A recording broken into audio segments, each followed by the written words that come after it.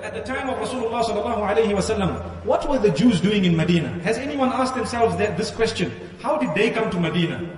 They came to Medina because in the Torah and the Talmud that the Jews believe in, there was description of the land in which the final messenger would come. And this final messenger was mentioned in the Torah, and the description was that this place would have date palms. And there were several other descriptions which fitted precisely to Madinatul Munawwara. And that is why they all flocked to Madinatul Munawwara. From amongst them were their leaders and the general public and so on. One day, when Rasulullah sallallahu alayhi wa sallam made hijrah from Mecca to Medina, Abdullah ibn Salam, who happened to be one of the Jewish leaders, he was working in a farm of his around Medina. And he noticed the cloud moving. He noticed a group of people moving. And he noticed so many other signs. He was a rabbi. He noticed so many signs. He said, no, today is the day. We have all been waiting for so long. Today is the day that this prophet is going to come. So he left his work and he went towards this crowd of people who were blocking his view. He wanted to see the face of Muhammad sallallahu alayhi wa sallam.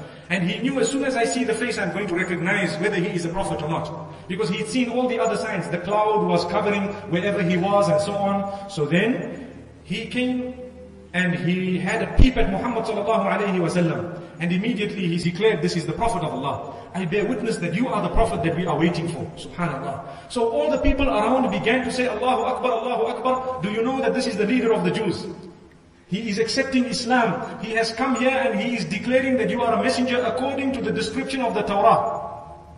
So Rasulullah sallallahu alayhi wa sallam called him and said, Ya Abdullah ibn Salam, come here. You are one of the leaders of the Jews. Why don't you go to the Jews and inform them that the messenger has arrived? So he said, Ya Rasulullah, I know my people. They will turn away. They will not listen even to me when it comes to their desires.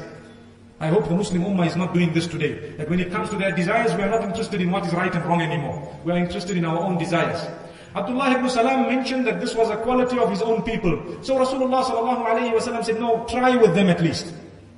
So Rasulullah sallallahu alayhi wa sallam made Abdullah ibn Salam go behind the wall. And the Jews were called of Medina. And he asked them, who is Abdullah ibn Salam? They said, he is our leader and the son of our leader. He is the most honest from amongst us and the son of the most honest.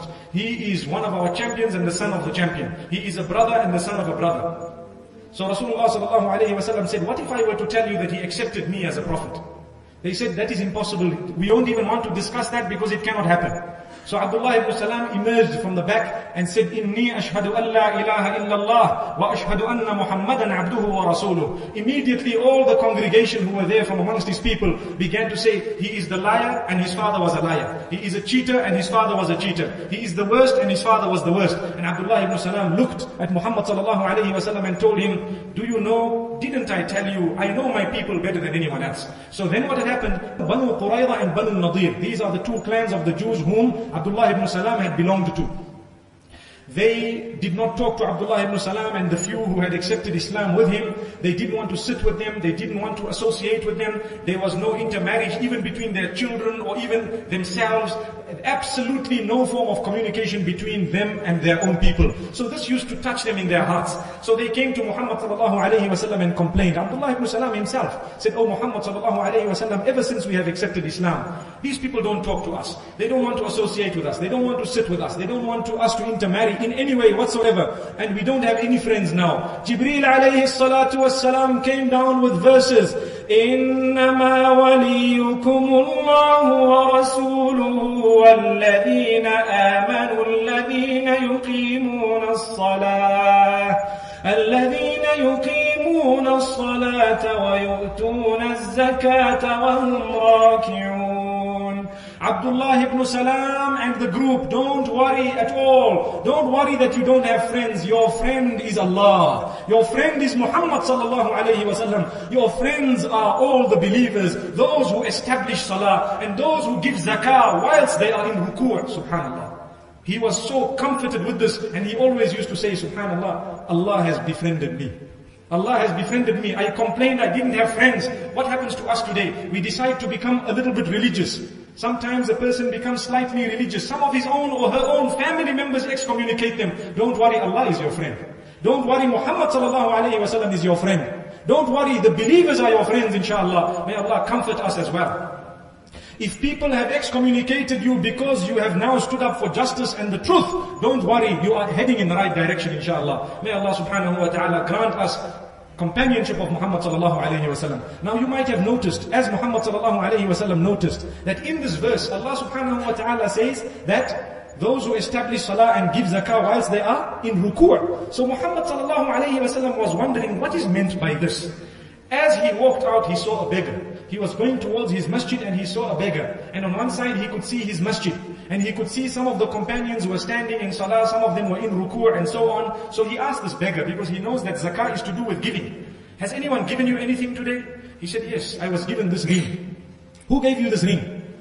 So the beggar pointed at Ali ibn Abi Talib radiallahu anhu. And Rasulullah sallallahu alayhi wa sallam asked the beggar, in what position of salah was he when he gave you the ring? And the beggar said he was in ruku'. He took out his ring and gave it to me. Allahu Akbar. So he gave the ring minutes before this. And at that particular time, Jibreel was already there revealing the verses that your friend Abdullah ibn Salam is even Ali ibn Abi Talib radiallahu anhu, who happened to give zakat whilst he was in ruku'. Now some of us might ask, is it allowed to give zakat whilst you are in ruku'? Let me inform you that at that time, it was even allowed to speak a few words in salah. But when Allah revealed the verse, وَقُومُوا لِلَّهِ قَانِتِينَ, stand for the sake of Allah with total and utmost concentration, it became prohibited to speak, it became prohibited to make unnecessary movements in salah. So up to today, that is the ruling. But at that time, it was still permissible. That is why Ali radiallahu anhu has been praised in the Quran, and he is regarded as a friend of Abdullah ibn Salam, and a friend of all those who have been oppressed in one way or another. May Allah subhanahu wa ta'ala grant us the true understanding.